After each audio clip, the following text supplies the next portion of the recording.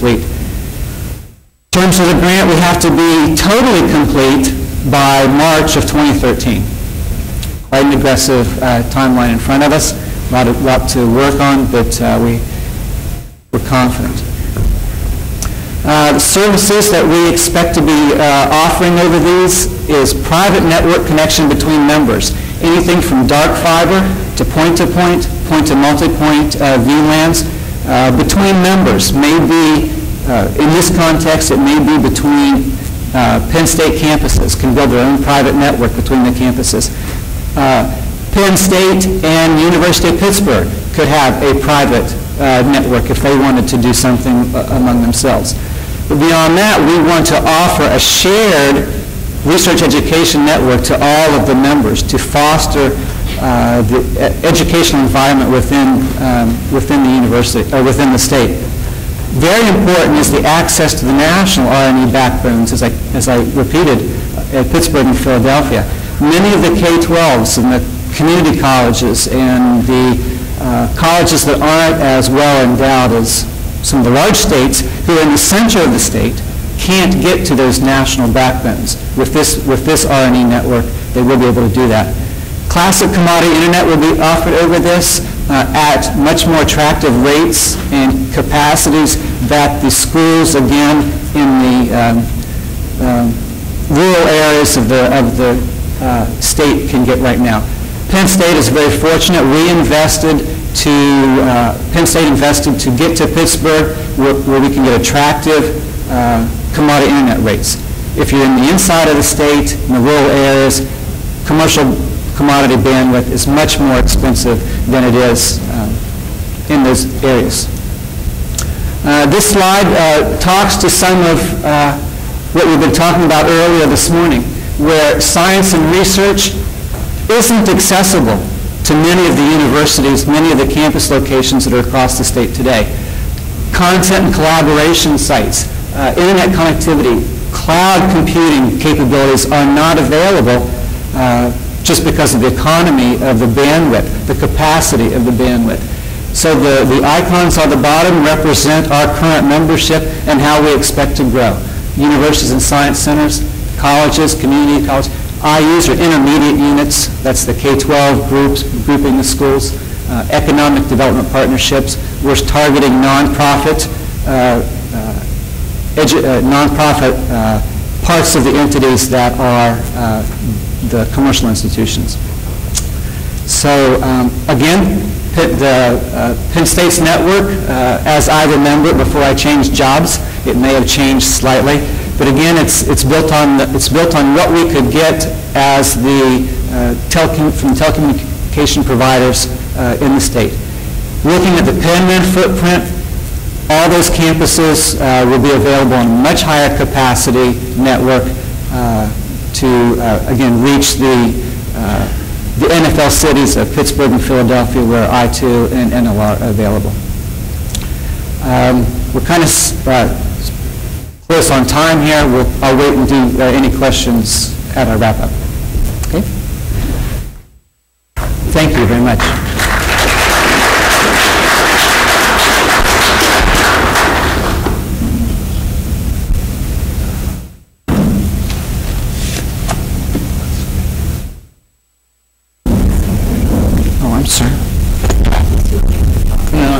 I can't do your time.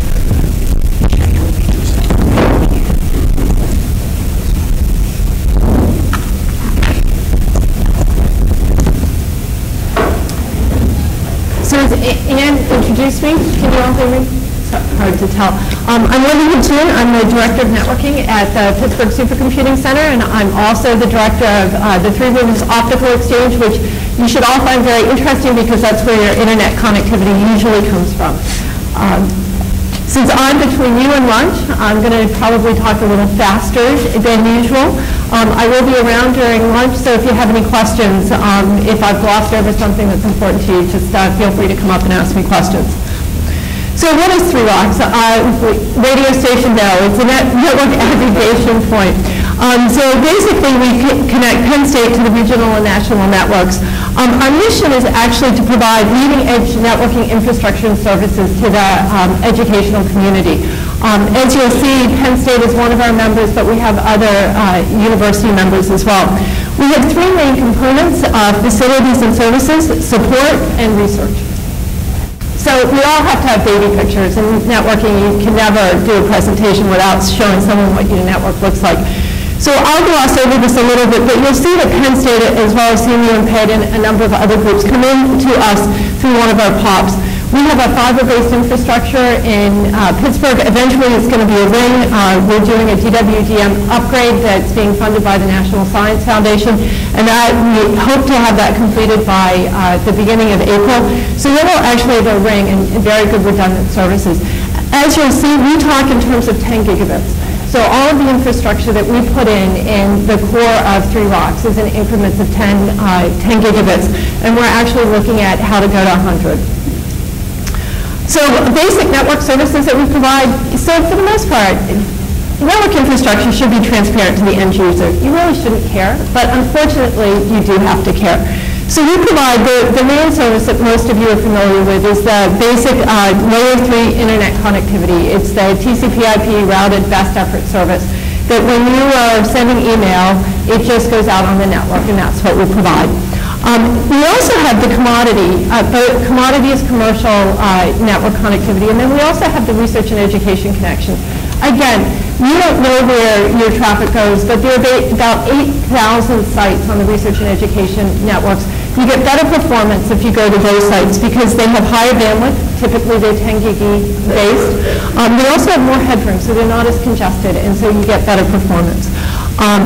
Layer 2 network services, Ethernet or dynamic circuit switch networks. And the way to think about this is it typically looks like a point-to-point connection. That's where the research and education community is going right now in terms of networking services. So we provide that service as well.